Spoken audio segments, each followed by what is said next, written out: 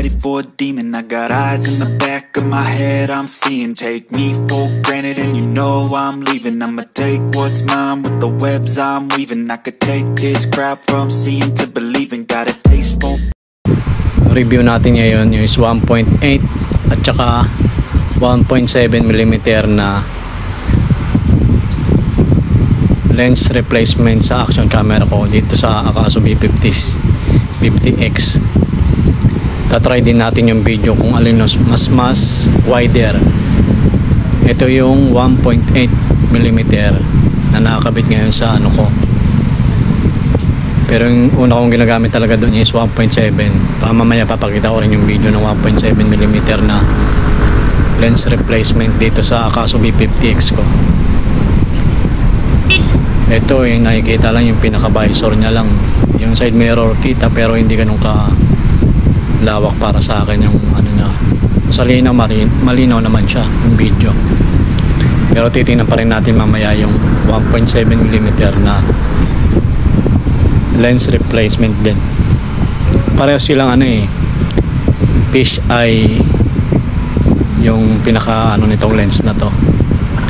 Mamaya ilalagay ko rin yung link na pinagbilang ko ng 1.7mm kasi mas okay sa akin yun, mas malapad yung kuha niya kaysa dito sa 1.8 na to. Mamaya papakita ko rin sa inyo.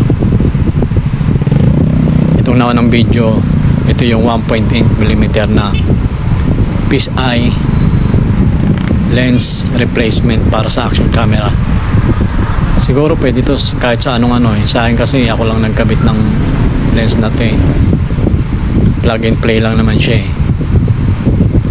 Hindi ko lang alam sa ibang kasi yung ibang action cam tinatanggal pa pati yung housing. Sa akin yung mismong lens lang i-thread mo pa labas, matatanggal mo na yung lens.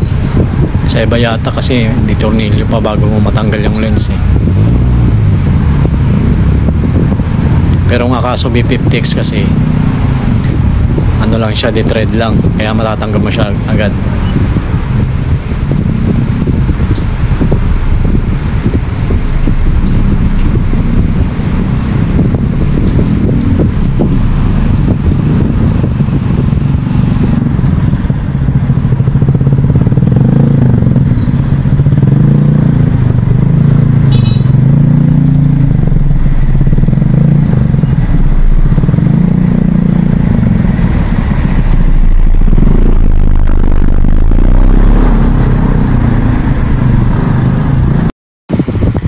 Ito naman yung 1.7mm na ginagamit ko talaga dun sa Akaso B50X ko. Medyo malabo na kasi sa katagalan niya kaya bumili ako ng replacement niya. Kaso yung nabili ko pala 1.8, hindi ko kasi chinek Titingnan din natin kung gaano kalawak yung ano nito, sasama dito sa video. Ito naman yung 1.7mm na fish eye, same setting lang sila na naka ultra wide na 1080p 60 frames per second, tulad din dun sa nauna kong video na 1.8mm. Ito kasi 1.7mm naman siya. Dito mas kita yung dashboard nya at saka yung dalawang side mirror. Para sa akin mas okay talagang gamitin to, kaso nga lang medyo parang nalalabuhan na kasi ako sa kanya parang blurred na dahil lang rin siguro sa katagalan.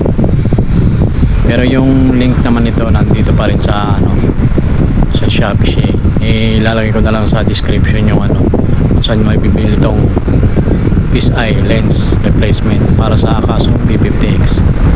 Siguro pwede rin to sa ibang action camera, yung mga di roscas na lang, kung hindi na tinatanggal pati yung cover, i-roscas mo lang palabas yung lens na tatanggal na siya. Ewan ko lang sa ibang action cam kung obra din ba to. Yan, mas wider, diba? Mas okay ito para sa akin yung 1.7mm na fish eye lens replacement.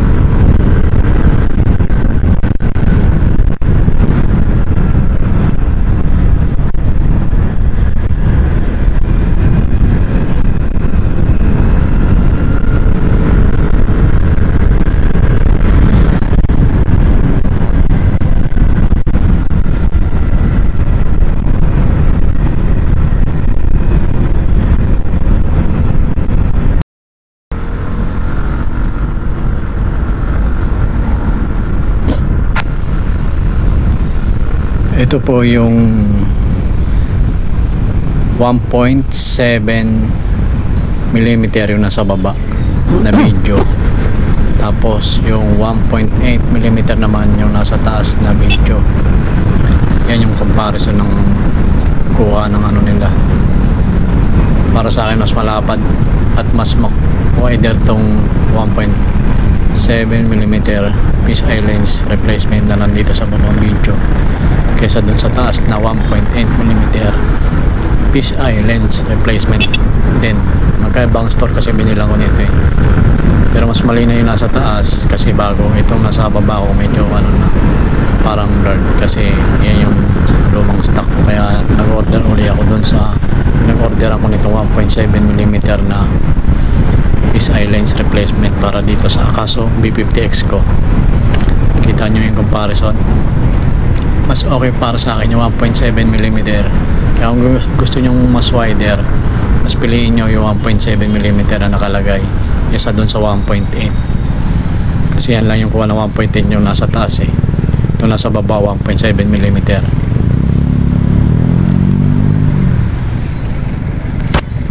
Same settings lang sila na ano eh, 1080p 60 frames per second, tsaka naka ultra wide na yung settings dito. Wala akong binago sa kanila. Ang inano ko na lang dito, pinagpalit ko lang yung 1.8 mm na lens replacement tsaka yung 1.7 mm fisheye lens replacement trend.